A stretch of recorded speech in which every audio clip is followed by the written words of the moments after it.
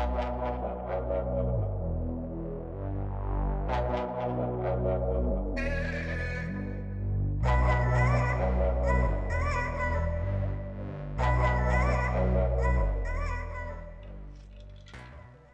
hey there, guys. I tell you, I just cannot get enough of my new Dead Nightmare mug that I just made on Shutterfly. Mind you, I don't have any affiliation with them. We are here to talk World Beyond.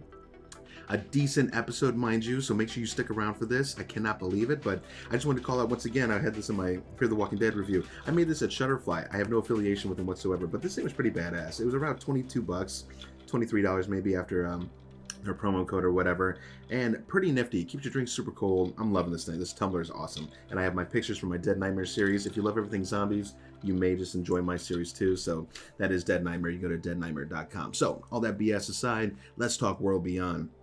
And this is episode 7. So we're getting down to it, guys. We're only a couple episodes away.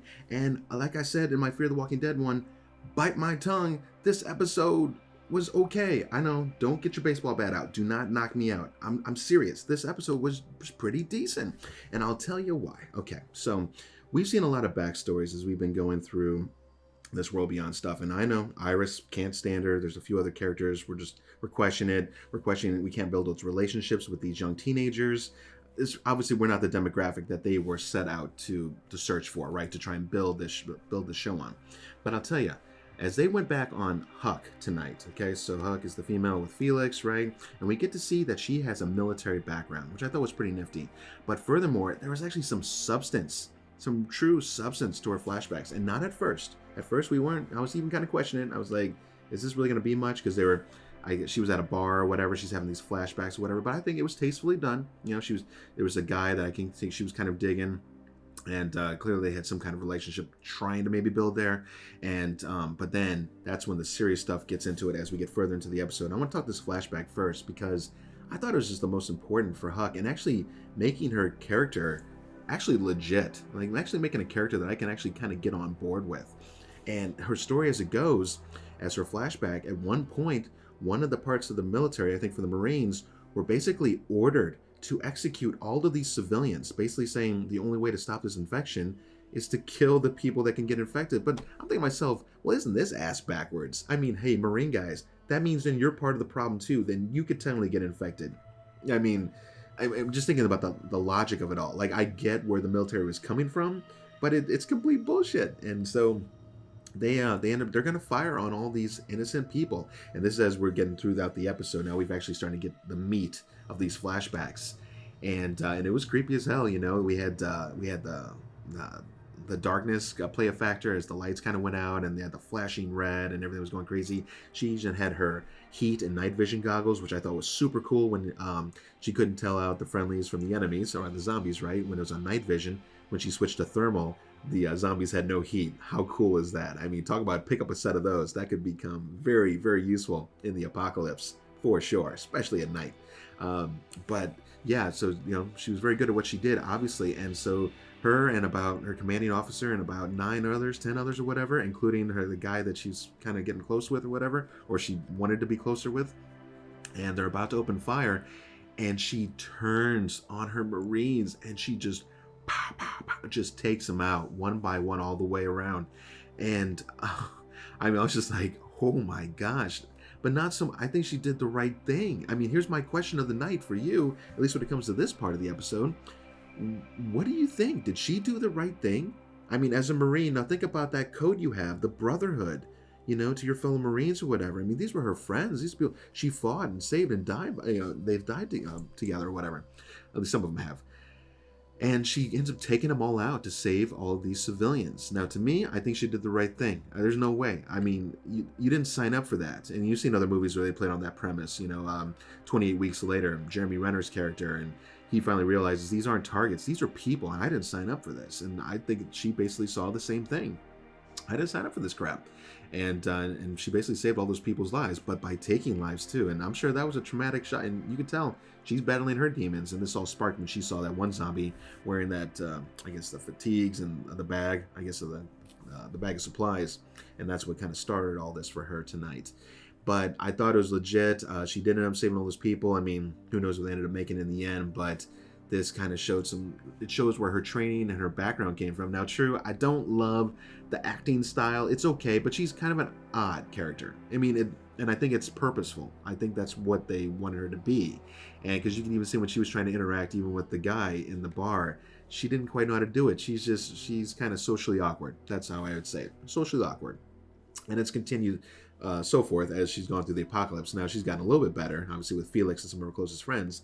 But anyways, I thought that was super cool. So I'd love to know what you would do in that situation if you were in her shoes. Would you have saved the people, or would you have executed your orders and moved on? It's a good one. So let's get on with the rest of it. So, the beginning of the episode, it started off how I expected.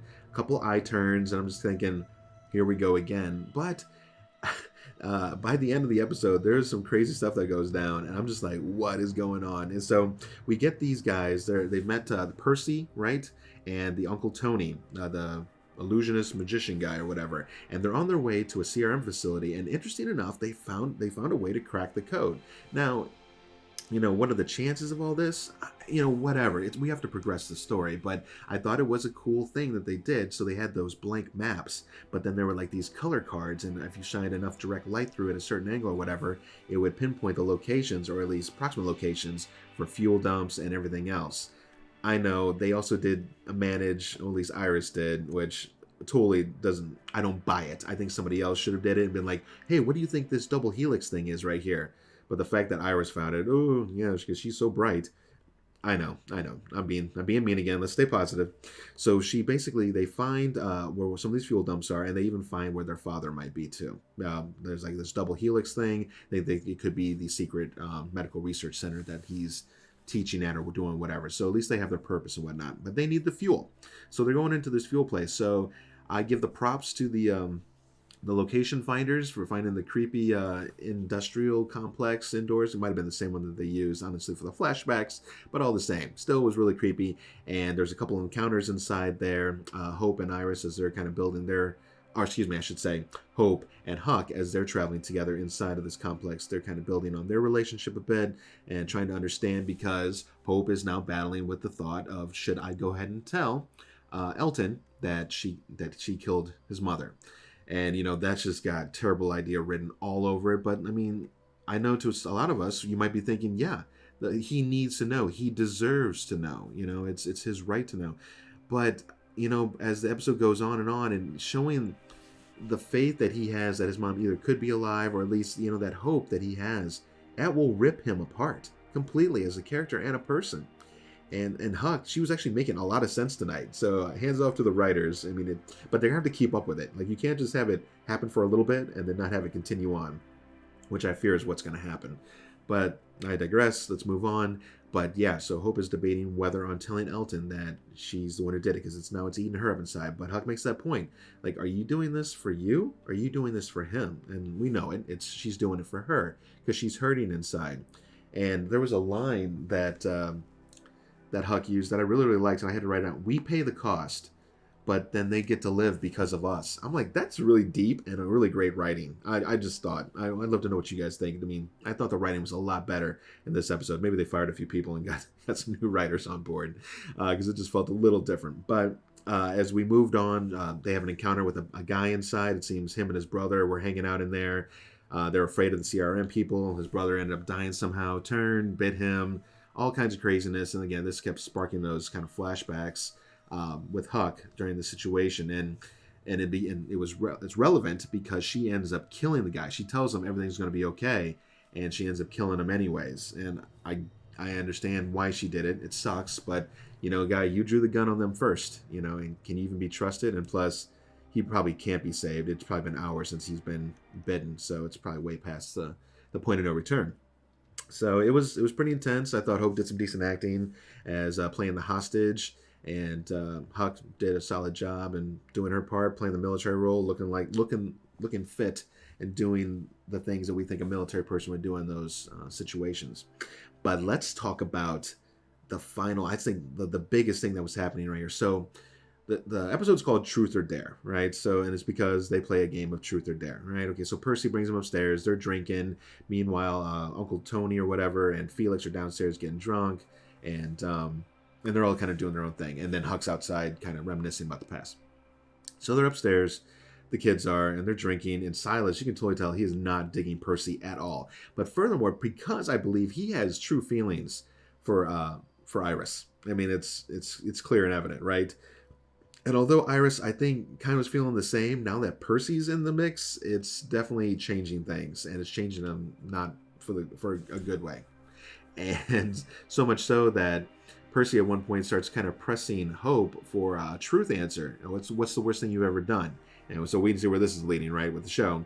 But she doesn't release it, and he keeps pushing. And then Silas finally jumps in and goes, "Hey, leave her alone." You know, you can see that jumpiness in him kind of coming forth. He's finally ready to speak up.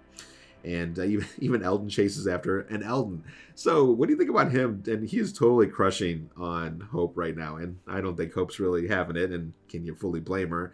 But hey, you gotta give the little guy kind of props for at least trying a little bit. He gets a little drink in him, he gives her the hug, and she's like, "Yeah, we're not really there yet, so we'll see if that goes anywhere." Probably not, but I'd be interested to see in the future. I don't know. So let's get back to it. So they play the truth or dare, and Percy, whatever. And so now an interesting move that goes down. Percy and Uncle Tony they announce to the whole group that they decided they would like to stay with them until they get to their destination, and then just kind of see where things go. Maybe it works out, maybe it doesn't. I thought that kind of weird, okay? Because why would two loners all of a sudden, just because of these, and not to mention unexperienced group, with Felix and Huck aside, but I'm just like, would they really do that? Something smelled weird there. What did you think? Were you buying into what he was saying? And especially when Felix then goes over, the young boy, he goes over to Iris and he's like, "Hey, meet me at the truck in about an hour. I'd like to get those gloves back." I was starting to get these words. I'm like, are they getting ready to peace out on these guys? You know, have they gotten what they needed? Now it's time to go. And that's what I think. I think they used them to get what they needed, and now it's time to bail.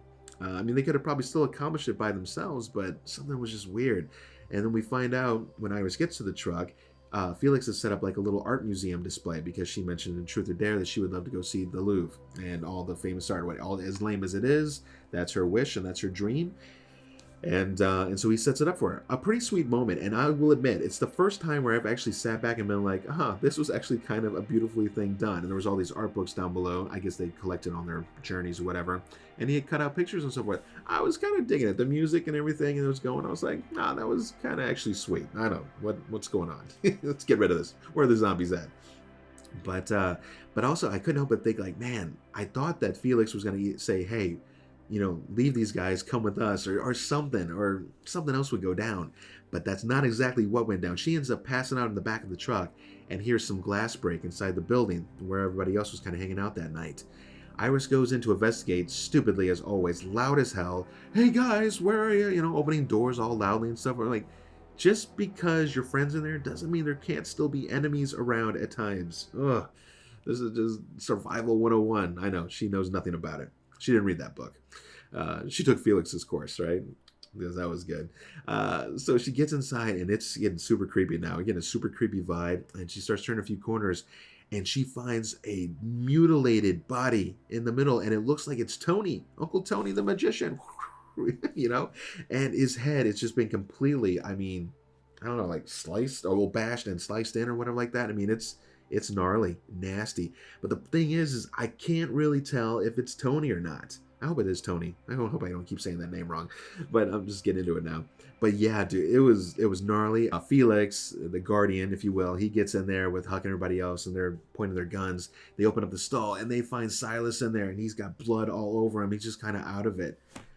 WTF. Okay, so that's why some of those big moments between the flashbacks, the ending was legit, the creepiness encounters in between, yeah, we've seen them a lot before, but still, it was creepy. It was solid merit. I was liking it. So good job there.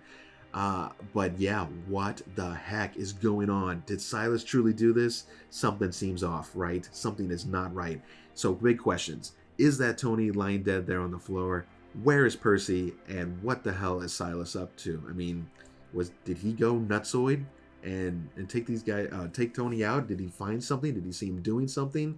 Was he getting ready to escape? I don't know. There's a lot of good stuff there. If you think you have an idea, let me know in the comments. I'd be curious to know. We'll see if it comes true in the next couple episodes, because we have a few more. There's plenty of time to find out what is going down with these two. It's Percy and Uncle Tony. Something's just not right. I can smell it. It's not right. It's not me. So anyways, I hope you guys enjoyed this. I think if I had to give tonight's episode a score, I'd give it a solid 7. I'll give it right there. And I happen to be looking on IMDb. It looks like a lot of the average users were kind of scoring it around a 7.3 or whatever. That's fine. It was a solid episode. I pray for more of them. Les, please. I mean, I'm already kind of invested in this show now. I want to see some good things go down. I think we have at least 2 more episodes, if I'm not mistaken, before the finale. There's like a 2-hour event the final night, so we'll see that all go down. I'll put up the little schedule thing here on the side so you can see, so you can keep track of it if you are keeping track of this show. Make sure to like and subscribe. Of course, if you are enjoying the content, check out my zombie series on deadnightmare.com if you wish. There's links to the episodes. No, it is no Walking Dead, not even by a far shot, but it's something that I did just with my own money, and we had a lot of fun with it with closest friends and family, and you know, I've seen much worse on YouTube. In fact, I've been told that mine's one of the better ones on YouTube for such a low dollar production. So I'll go with it. And we have at least an 85% like to dislike ratio, so maybe that's good. Give me a like if you can. Likes are good. So thanks for joining in, guys. Hope we had a lot of fun, and do make sure to come back on Wednesday when Adam and I are going to talk. We're going to start talking this series called Raised by Wolves, okay? And it's on HBO Max, and it's a sci-fi thriller drama series, but it's solid sci-fi. And if you guys like sci-fi, I highly suggest finding a way to get your hands on this season. 1, it has already been greenlit for a season 2, and it's pretty legit. So if you want to hear more about it, make sure to start in on Wednesday. I think that's around the time I'm going to start posting. We're going to go episode by episode if we can, and give you guys the rundown and what our big questions are and everything else. All right, guys, that's it. I am Mike with the Z-Man Show. Hope you guys had a great night, and I will talk to you guys at the next review. See you guys.